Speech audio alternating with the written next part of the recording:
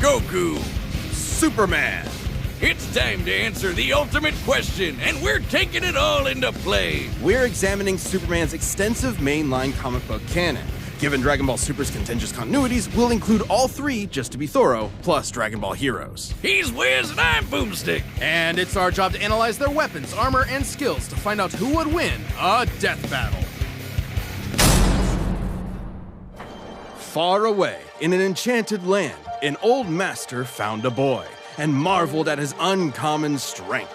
This is the story of Son Goku. Chances are, if you've watched some localized anime, you can thank this guy. Inspired by martial arts films and his wife's interest in Chinese culture, Akira Toriyama crafted the story and the character that would define generations to come. Dragon Ball! Kakarot was born a low-class Saiyan on the planet Vegeta, narrowly escaped its destruction by Frieza, and was raised on Earth by happy old Grandpa Gohan. Not just raised, but trained. Gohan began Goku's teachings in martial arts, which he would find to be his true calling under the guidance of Master Roshi. Specifically, he learned the Kame-sen Ryu style, which focuses on discipline and tenacity, both of which strongly define Goku's character. The more he learned, the more he wanted to improve. This little low-class monkey boy would prove that hard work and dedication can beat raw talent. Within just a few years, he was so strong, the only worthy teachers left were gods.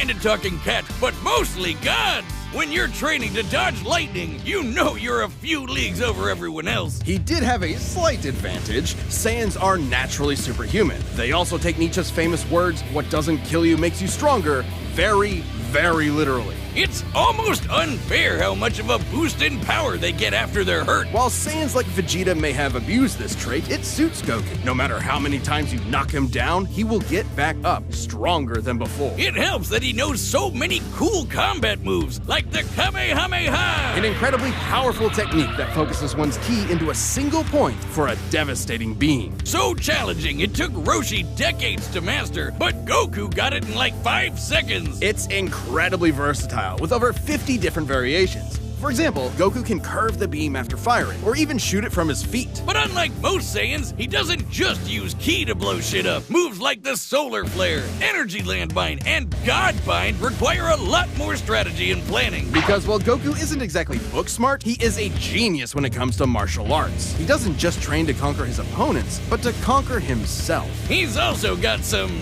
different moves, like trapping you in a rice cooker. Well, pretty much any container could be used for the Mothaba sealing technique. Then there's Kaioken, aka Instant Steroids. Goku's multiplied his power by 20 with it before, and in a movie, he even got it up to times 100. What a badass! The Genki Dama, or Spirit Bomb, is potentially his strongest attack, but it requires considerable time. Unlike Instant Transmission, which is a teleport that's instant. The way it works is Goku detects another person, like a sort of beacon, then teleports to their location by launching himself through an alternate dimension where time stands still. Yes, according to the Daizenshuu guidebook, it's a dimension hop. You can actually see this in between space in some movies and games. And the dubs wanted us to think it shot Goku's molecules around at light speed.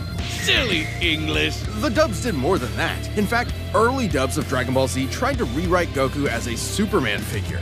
Even his famous speech on Namek about being the light in the darkness was originally about him coming to terms with his Saiyan heritage, accepting his anger and pride, avenging his people by defeating Frieza, and declaring himself the Super Saiyan. Hell yeah! If there's any scene that deserves the word epic, it's when he went gold. Super Saiyan and its sequels all have official power multipliers, but they threw us for a loop by turning Goku into a god. Super Saiyan God certainly changed things up. Goku gained Divine Ki, a pure form of ki unspoiled by mortal hands. Unlike normal ki, it can't be detected and appears to have healing properties. Kinda like Senzu beans. Did you know one Senzu has so much healing juice it can regenerate a person's lost limbs? They're missing out. God Goku reached a level of power that could compete with the greatest of deities, nearly shattering the whole universe with a single clash on his first go. Dragon Ball's cosmology is unique. This model is said to be an accurate depiction of Universe 7, but there's a wrinkle there. When all of humanity went to heaven, Because Boo went boozerk. Fidel commented that heaven is just as large as a universe, and the Daizenshuu backs her up. And, that's heaven. Big planet. So let's scale things up with that in mind. Doing so would make Universe 7 over 1,500 times larger than our own observable universe. And Goku could destroy that much the first time he went God. And he didn't lose that power. He learned how to use it even better, even in base form. Now, imagine how much stronger he became when he stacked Super Saiyan on Super Saiyan God and became Super Saiyan Blue. Super Saiyan God, Super Saiyan. Yeah, not saying that. Or after he trained with some almighty angels. Or when he perfected the blue hairdo and stacked Kaioken on top of that. Goku has certainly performed great feats with God Ki, breaking through Hit's time stop by forcing himself into the future, holding off Infinite Zamasu, who was a sentient timeline, defeating Jiren, who shook the entire world of Void by just walking. He even tried out Hakai, the destruction god move that nopes you out of existence. Your being and your soul erased from all of time and space. Culminating in his greatest form, Ultra Instinct. Chrome Goku isn't a normal transformation, it's a state of mind. Ultra Instinct is the highest peak of martial arts, subconsciously making optimal choices cause you're in the zone.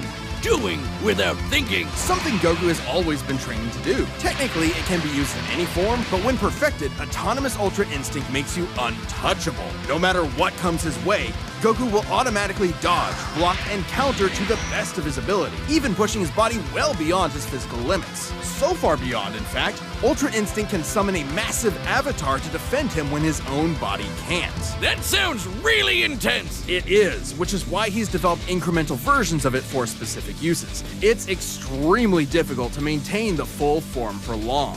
Until you get to Dragon Ball Heroes, aka Dragon Ball fanfiction gone Kaioken times 1,000. While technically a different continuity, CC Goku is functionally a stand-in for the mainline Goku. His history and powers are the same, making his story just as much of a what-if scenario as the multiple super continuities. The only real difference is Toriyama's not really involved. This Goku used instant transmission to teleport through time and dimensions. He outsped a god who could see the future. He defeated Dark King Fu, who was gonna rewrite the entire universe. Hell, this series even makes GT cool. Xeno Goku can break space-time just by going Super Saiyan 4. Looking back at that goofy monkey boy chopping wood and punching dinosaurs, it's almost overwhelming to think about how far Goku has come, how much he's had to face. But no matter the challenge, he takes it head-on and pushes through. Showing everyone, everywhere, how to go even further beyond. Faster than a speeding bullet, more powerful than a locomotive. It's a bird, it's a plane, it's Superman. Geez, just a locomotive? People in the 40s needed bigger imaginations. Born on the far-off world of Krypton, the infant Kal-El was sent to Earth by his parents, narrowly escaping Krypton's destruction. Raised by farmers as Clark Kent, he eventually became Superman, champion of the oppressed, the man of tomorrow. If you've only seen the movies, forget him. Comic book Clark's not the perfect Boy Scout, and he's definitely not Jesus. Wait, weren't the guys who made him Jewish? Jerry Siegel and Joe Shuster were sons of Jewish immigrants and grew up in a time when anti-Semitism went largely unchallenged. And then that ugly mustache showed up. Understandably seeking escape from some truly terrifying horrors, the pair created Superman to be a simple solution to overwhelming problems. A hero who could defeat any evil by just punching it. Hell yeah, that's how I live my life. After almost 9 decades, Superman has been many things. At the core, his story is one of a refugee, a child who lost his home, left to the mercy of alien people. This new world accepted him, raised him, gave him a new home, because helping others in need is the right thing to do. That's why he became a superhero, the first superhero. Everything's gotta start somewhere, but he was the first one to really take off. I mean, not literally, it took a while actually before he learned how to fly. In fact, when Clark discovered his Kryptonian heritage, he struggled to accept it and subconsciously developed mental blocks, severing him from his true power, which he would uncover throughout his life. He's strong enough to shoulder press the weight of the earth for 5 days straight, or crush coal into perfectly cut diamond. That's not how that works. He's fast enough to reach the edge of the universe in seconds, or even break the bonds of infinity. Wait, he can do all that, but Batman can punch him out? Really? You're probably thinking of Elseworld stories outside main canon like Dark Knight Returns. It's a good question though. Superman's powers have fluctuated over time for a variety of reasons. However, for Death Battle, we take the characters at their best. Yeah, like how his breath is so powerful he can sneeze away a solar system, or blow air cold enough to freeze ghosts! Speaking of, his X-ray vision doesn't just see through walls, he can see through your own body and mind to examine your soul. And yet, he can't see through lead. That's okay though, he can just burn through it with his face. Since he gets his power from the yellow sun, his heat vision burns with the fire of a star. And if beams aren't enough, he can blast it out of his whole body for a super flare. It used to totally drain him, but he's learned how to control it. Simply put, Superman's powers defy physics. My favorite examples of this are when he rebuilt the reality warping miracle machine from memory, or punched Brainiac so hard every version of him felt it through all of time, or when he gained 10 years worth of medical training through only 5 minutes of reading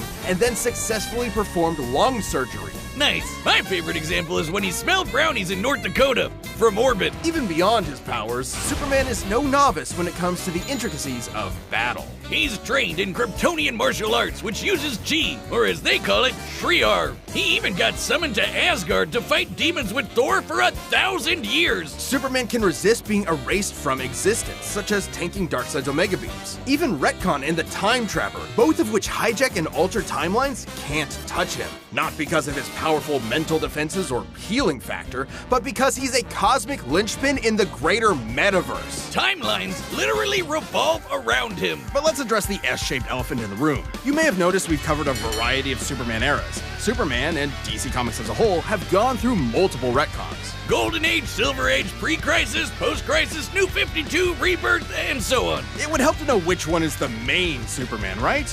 Well, they all are. Yeah, the latest reboots basically said everything in the main series is kinda canon, even when he had wacky powers like changing his appearance with a super muscular control. Ew. I guess he can still phase through almost anything, even people. Look, if you really dig into it, this isn't new. Plenty of characters have recalled events from supposedly retcon timelines before. Yeah, post-crisis Supes did start as less powerful than in pre-crisis, but that was because of the mental blocks. Though he's not a complete composite, there's so many other Supermen out there. Future Superman, Big Robot Superman, Commie Superman, Dinosaur Superman. There's a bunch. Still, this new canon has affected his abilities. For example, he and other Kryptonians can effortlessly travel through time.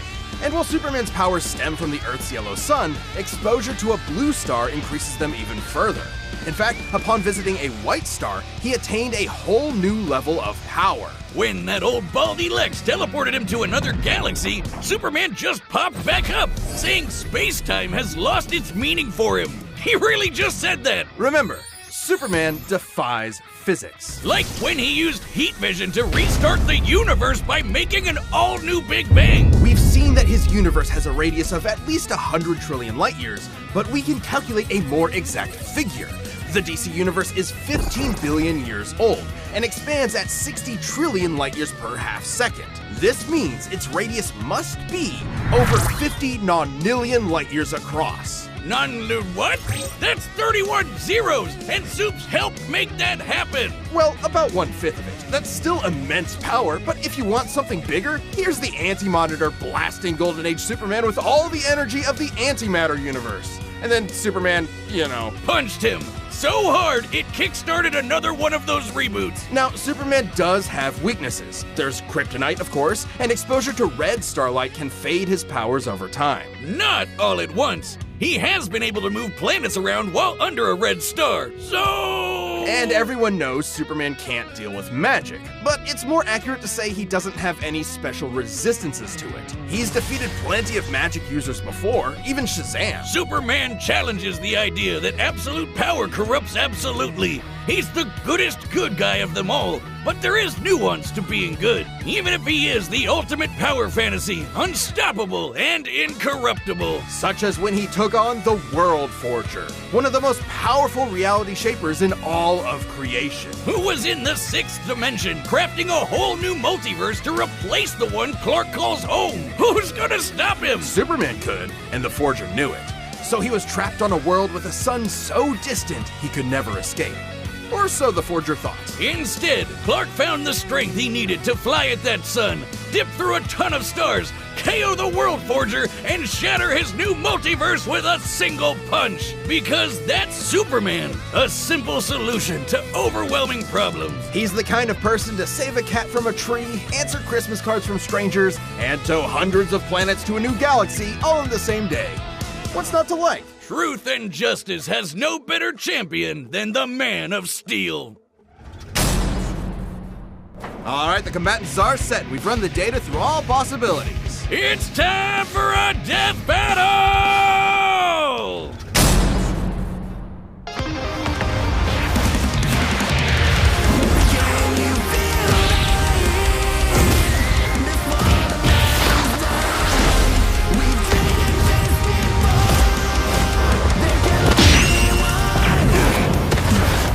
Today's the day. We'll finally settle who's stronger. If you say so.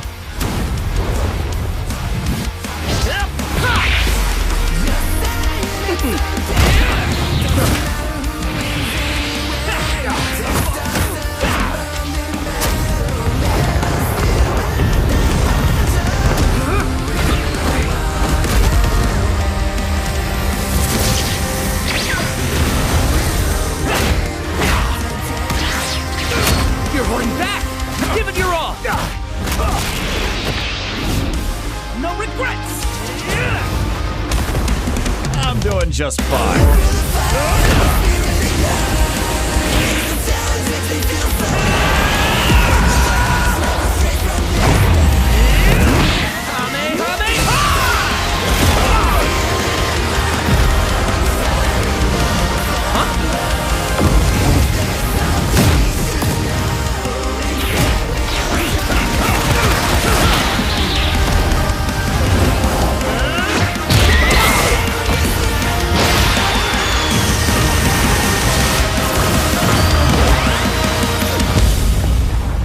Oops. Well, I guess we can wish it back later. World made of cardboard. All right, I'll show you just how powerful I really am. This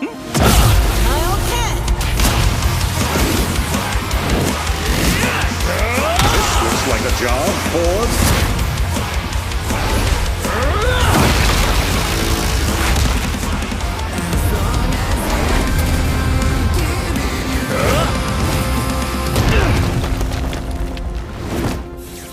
Well, what do you think? That was awesome! Nice suit! Oh, thanks. Kryptonian fabric. My mom made it for me.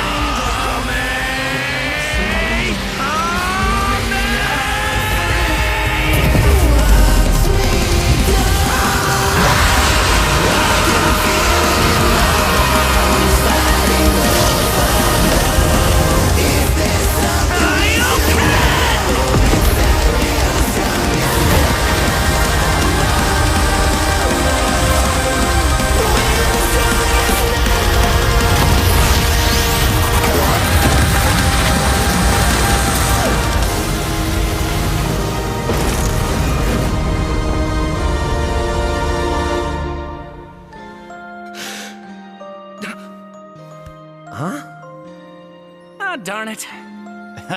Almost had me there. That was actually pretty fun. Yeah, it sure was. But I'll be stronger next time. I look forward to it.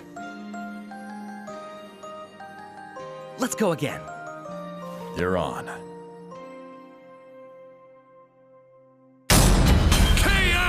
That's it! The final, indisputable answer! Who am I kidding? People are gonna argue this one forever. There's so many ways this battle could go, especially with all the other continuities. Yeah, for real, Goku would kick almost every other Superman's ass, except for the main one. There's a lot to cover, so let's address the 5 categories most representative of this fight. First up, strength. Both could hit hard enough to break or make their whole universe, or take it in stride, like when Superman got smacked by the whole antimatter universe. At most, Dragon Ball's universe is 1,505 times larger than our own, but based on the DC Universe's officially established age and rate of expansion, it is 1.6 vigintillion times larger, over a novemdecillion times more than Goku's. At some point you reach a number high enough that it just doesn't mean anything anymore. Anyway, Goku's obviously gotten stronger since the Beerus fight, even by billions or trillions of times. He's defeated Jiren, Broly, Moro, and Fu. But even if we highball Goku by quadrillions or quintillions of times, the gap is just too much, especially with the World Forger feat. Not even Heroes competes with that. Superman takes the edge in strength. But strength isn't everything. Let's talk speed. Both are obviously way faster than light, but Superman crossed that mega-sized universe of his in seconds and flew faster than infinity. Makes sense, he can keep up with the Flash, whose speed is so ludicrous it's unquantifiable. Don't count Goku out though. Flying across the entire afterlife in base form and outspeeding Eos's future sight takes some crazy speed. Fighting Zamasu as an omnipresent merged timeline also implies immeasurable speeds. That, combined with instant transmission and Ultra Instinct, could probably keep up. Maybe. Quantifiably, Superman is faster, but both are immeasurable. The safest bet here is to say they tie in speed. Especially when we look at skill. Goku's a martial arts master. He's definitely got better battle instincts. He wants to fight and is dedicated to his training, while Superman sees training as a means to an end. Superman's knowledge in pressure point combat and Kryptonian martial arts are impressive, but he's only used them a few times. It would be disingenuous to say he's an equivalent master at them. So Goku wins in skill, but not necessarily in experience. Don't get it wrong, Superman is not a mindless brawler. He's trained with Batman and Wonder Woman. He's even defeated martial arts experts like Cobra without powers. Goku has spent decades training, but Superman battled Norse demons for 1,000 years. He's also astonishingly brilliant, like when he reassembled the reality warping miracle machine from memory. Experience obviously goes to Superman, but perhaps less obvious is our last category, powers. Hakai, Spirit Bomb, Mafuba, Instant Transmission, God Ki, God Bind. How does Goku not win with those? In Dragon Ball, Ki is dependent on physical ability, so it's different from magic. God Ki is simply pure Ki, and magic isn't an auto win against Superman anyway, whose greater strength could break out of something like the God Bind. Mafuba and the Spirit Bomb would take way too long, and Goku's never successfully used Hakai before. Even if he did land it, Superman's impossible to erase from reality. Like, he's tanked Omega Beams, which do the same thing as Hakai. Superman can time travel, countering Instant Transmission's similar ability from Heroes. And regarding teleporting him to a red star, ignoring the fact that Saiyans can't breathe in space, though Goku's certainly tough enough to withstand a vacuum, Instant Transmission requires another person to act as a beacon. He can't just warp to any red star. Even if he did, Superman could simply fly away and find a blue or white star for a supercharge. And Goku could not pull off the same trick twice, as Superman could phase through his attacks. So, that's it then. Clark has too many counters, so he takes the edge in powers and it's over. Well, I think there's something else. Goku versus Superman breaches a broader zeitgeist. It's more than just two characters fighting. For a whole generation, especially in 90s America, superheroes represented an unyielding status quo. Spider-Man, Batman, Captain America rarely change who they are or what they believe in. For a lot of people, that's tiring, and Superman is an icon of that. Then along came anime. There was a whole other world of ideas and stories for us sheltered Westerners to experience, and Goku's an icon of that. So while many see this as a debate between characters, others see it as a debate of ideologies and culture. And if that's what's at stake, who wants Goku to lose? You sure you're not overthinking this? It's not our intent, but it does call into question what we're doing. How can people agree with what we take as fact when fiction relies on interpretation? Are we stripping characters of their importance by simplifying them to contestants in a vacuum of violence? And if so, then what's the point? Because it's fun, Wiz! Damn it, man! There's more than one way to appreciate something! We're having a great time talking about awesome characters and slamming action figures together, and that's okay! Yeah. You're right. I'm just saying, no matter who you prefer, that battle was super, man. That's the worst pun. What? It fits them both. It's so lame. I don't see you doing any better. I do the math. The pun's your job. Well, maybe if you math as good as I punned, then Goku would have won. What is wrong with you? Hi, I'm Ben, the voice of Wiz. Thank you so much for watching. We are about to announce the next episode, but before we do that, if you're not a Death Battle member yet, click that join button below. See what you're missing.